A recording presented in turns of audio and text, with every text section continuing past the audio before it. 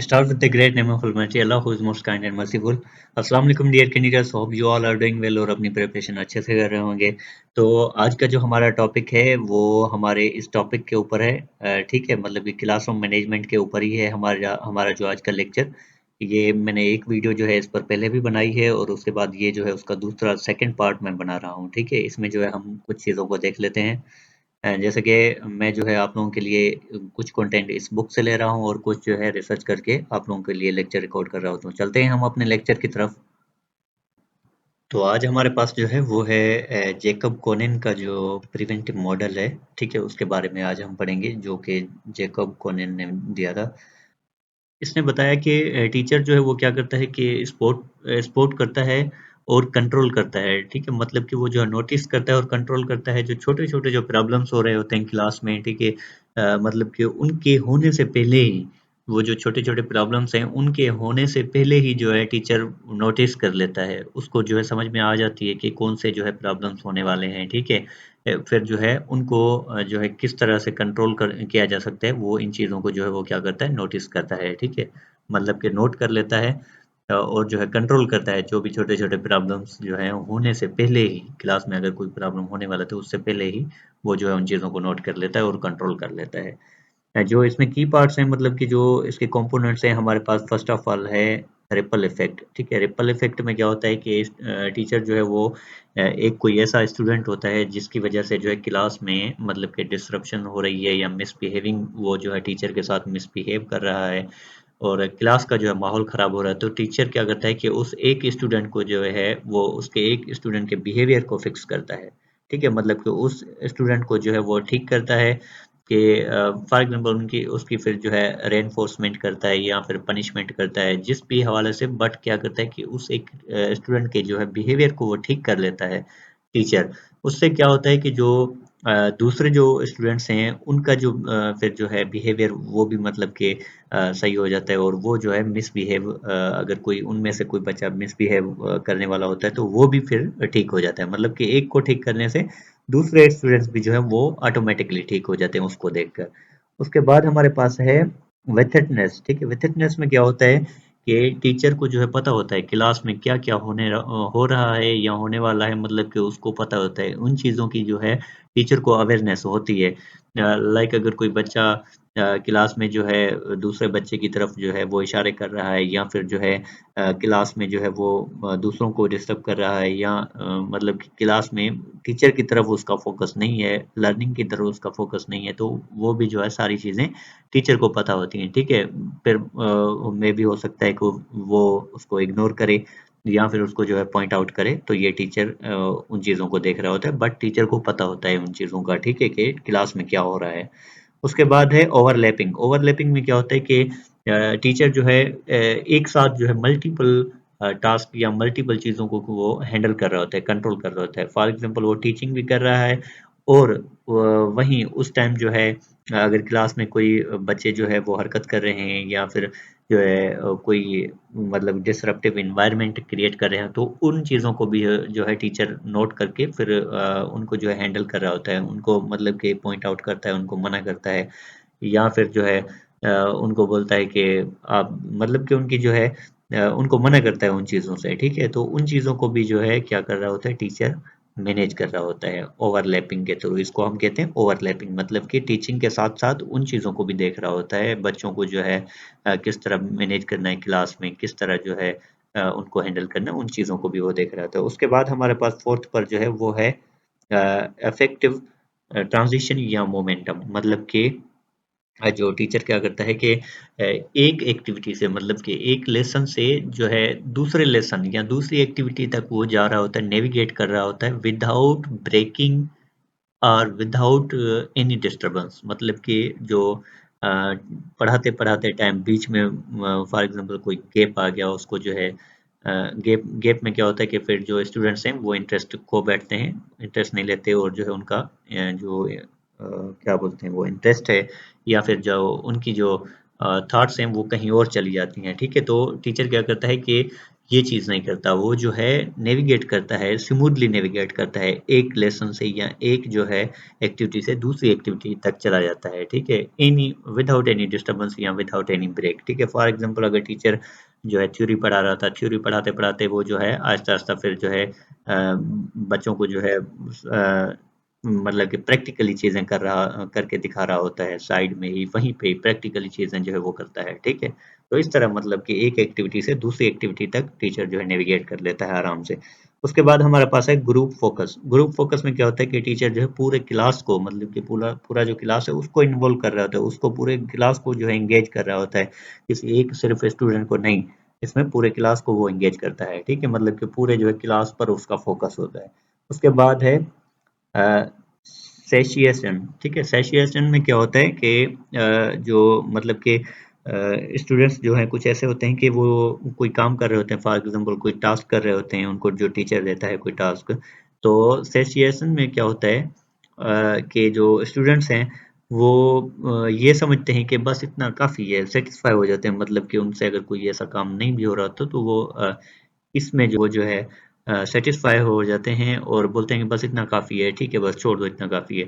तो टीचर क्या करता है कि उनके इस जो बोर्डम होता है, मतलब कि जो स्टूडेंट जो बोर हो रहे होते हैं तो उनको जो है प्रिवेंट करता है, उस सिचुएशन को जो है टीचर क्या करता है, प्रिवेंट करता है और स्टूडेंट्स को जो है उसी टास्क या फिर लर्निंग में जो है वो इंटरेस्टेड रखता है, मतलब कि स्टूडेंट्स जो है वो ऐसा उनके लिए टीचर जो है एनवायरनमेंट क्रिएट करता है कि स्टूडेंट जो है उसमें ज़्यादा से ज़्यादा इंटरेस्ट लेते हैं और जो है उस टास्क को या लर्निंग को जो है कंप्लीट कर लेते हैं और अच्छे से करते हैं, ठीक है? उसके बाद हमारे पास है क्लासरूम मैनेजमेंट मॉडल्स, ठीक है? क्लासरूम मैनेजमेंट के कुछ मॉडल्स हैं, इनको हम देख लेते हैं वन बाय वन। हमारे पास फर्स्ट पर जो है वो है असर्टिव डिसिप्लिन मॉडल, ठीक है? ये जो है किसने दिया था? ली केंटर ने ये इंट्रोड्यूस किया था, जिसमें इसने बताया था कि टीचर जो है वो फर्म और क्लियर होता है, ठीक है? मतलब कि वो एक तो फर्म होता है और दूसरा क्लियर होता है, वो स्टूडेंट्स जो है उसके जो रूल्स को फॉलो करते हैं, ठीक है? उसके मतलब कि जो रूल्स वगैरह होते हैं वो स्टूडेंट्स फॉलो करते हैं, क्योंकि टीचर जो है एक तो थोड़ा सा सख्त होता है और जो क्लियर होता है, ठीक है? उसके इसमें ये है कि जो टीचर होता है वो उसके पास जो मतलब कि स्ट्रॉन्ग एक अथॉरिटी होती है कि वो जो क्लास में रूल्स और लॉज वगैरह बना सकता है, ठीक है? इसका पर्पस ये होता है कि डिसिप्लिन को मेंटेन रखना क्लास में। उसके बाद जो है टीचर की जो अथॉरिटी है, टीचर का जो मतलब कि पावर है उसको भी जो है एस्टेब्लिश करना।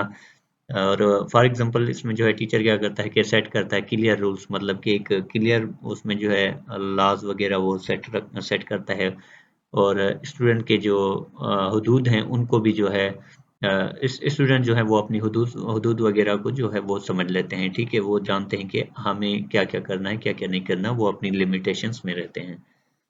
उसके बाद हमारे पास है डेमोक्रेटिक मॉडल, ठीक है? डेमोक्रेटिक मॉडल में क्या होता है कि जो क्लास है वो एज अ डेमोक्रेटिक टीम की तरह होता है, मतलब कि क्लास में जो कम्युनिटीज होती हैं, मतलब जो जो बच्चे होते हैं वो सारे जो है पार्टिसिपेट कर रहे होते हैं लॉज को बनाने के लिए, ठीक है?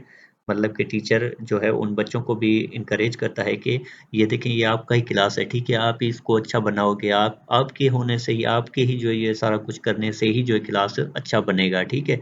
तो जो है स्टूडेंट्स को मतलब कि वो उसमें इन्वॉल्व कर लेता है एज अ डेमोक्रेटिक टीम की तरह, फिर जो है स्टूडेंट जो है उस जो क्लास है उसमें जो है पार्टिसिपेशन करते हैं अच्छे से और जो है जो लॉज और जो रूल्स वगैरह हैं उनको बनाते हैं टीचर के साथ मिलकर और उनको ही फॉलो करते हैं, ठीक है? मतलब कि इसमें क्या होता है कि स्टूडेंट्स की इन्वॉल्वमेंट जो है वो ज़्यादा होती है, टीचर उनको जो है इनकरेज करता है ताकि वो पार्टिसिपेट करें ज़्यादा और क्लास को जो है अच्छे से जो है करें, ठीक है? तो ये जो है किसने दिया था?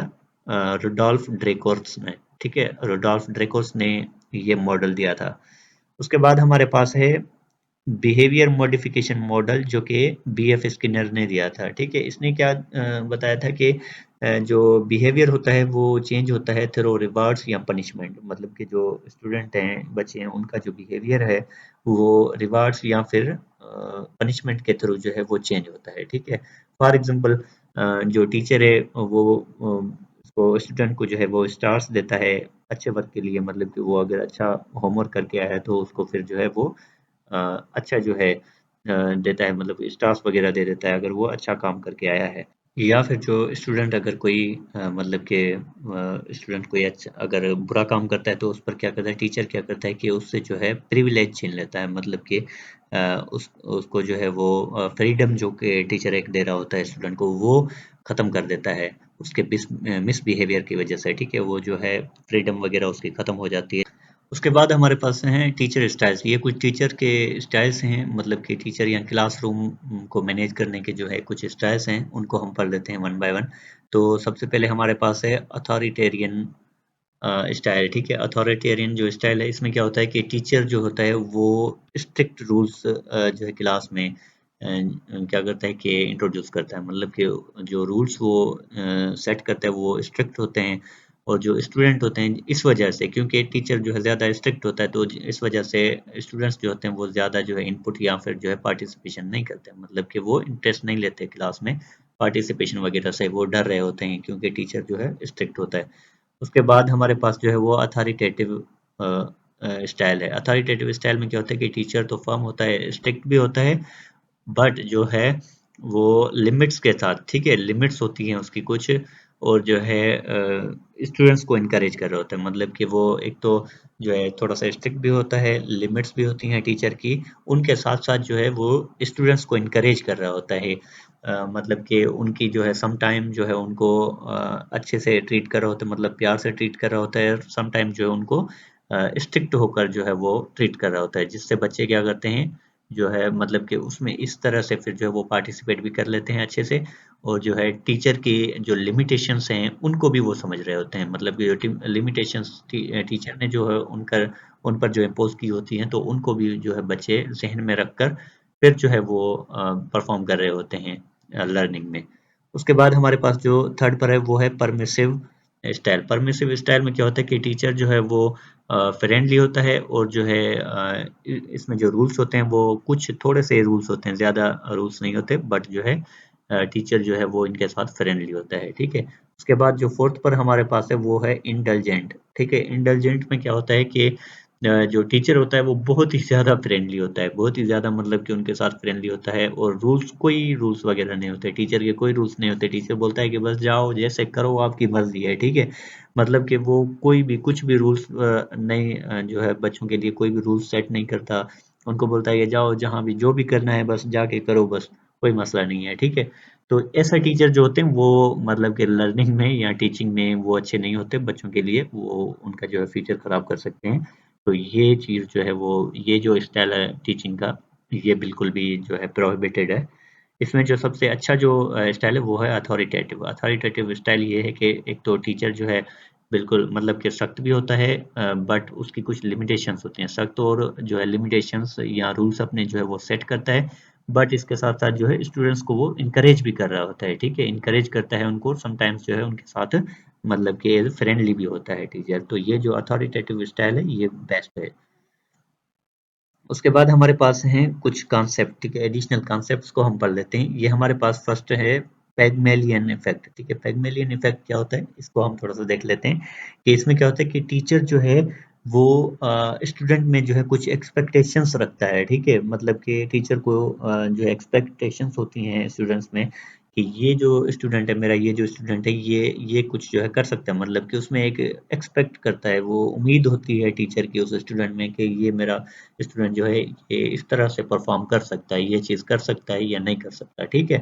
तो फॉर एग्जांपल यहाँ पर मैंने एग्जांपल भी दिया हुआ है कि टीचर सोचता है कि जो स्टूडेंट है वो स्मार्ट है, ठीक है। स्टूडेंट, एक स्टूडेंट को वो समझ रहा होता है कि वो स्मार्ट है और वो जो है बेटर कर पाएगा, मतलब कि कोई भी काम अगर उसको दिया जाए तो वो अच्छे से कर लेगा, वो अच्छा है स्टूडेंट, टैलेंटेड है या स्मार्ट है, ठीक है। ये मतलब कि एक एक्सपेक्टेशन होती है टीचर की, वो जो है अपने स्टूडेंट्स में रखता है। तो इसको बोलते हैं पैगमेलियन इफेक्ट। उसके बाद हमारे पास जो सेकंड पर है वो है कैगन कोऑपरेटिव इन्वायरमेंट, ठीक है। कैगन कोऑपरेटिव इन्वायरमेंट में क्या होता है कि जो टीचिंग मेथड्स होते हैं, ऐसे टीचिंग मेथड्स होते हैं जिसमें क्या होता है कि स्टूडेंट्स जो होते हैं वो एक साथ मिलकर जो है काम करते हैं, एक जो है मतलब कि टीम में, एक स्ट्रक्चर्ड जो टीम्स होती हैं उनमें एक एक दूसरे के साथ जो कोऑपरेट करते हैं, मिलकर जो है काम करते हैं एक ग्रुप में, ठीक है। फॉर एग्जांपल यहाँ पर मैंने एग्जांपल दिया हुआ कि जो स्टूडेंट्स होते हैं वो क्या करते हैं, ग्रुप्स में जो काम करते हैं, और जो है हर एक जो है वो क्या करता है, कंट्रीब्यूशन करता है, अपनी कंट्रीब्यूशन करता है किसी भी प्रॉब्लम को सॉल्व करने के लिए। ठीक है, इसमें क्या होता है कि कोऑपरेटिव लर्निंग होती है, तो इसमें टीचर की तरफ से कोई भी ऐसा जो है उनको प्रॉब्लम या फिर टास्क दिया जाता है जिसमें स्टूडेंट्स क्या करते हैं कि एक दूसरे के साथ मिलकर कंट्रीब्यूशन कर कोऑपरेट करके एक दूसरे के साथ उस जो है प्रॉब्लम का सॉल्यूशन निकालते हैं वो। होप कि आप लोगों को ये लेक्चर समझ में आ गया होगा। तो आज का हमारा जो लेक्चर यहीं पर एंड होता है और ये टॉपिक हमारा क्लियर हो गया जो क्लासरूम मैनेजमेंट है।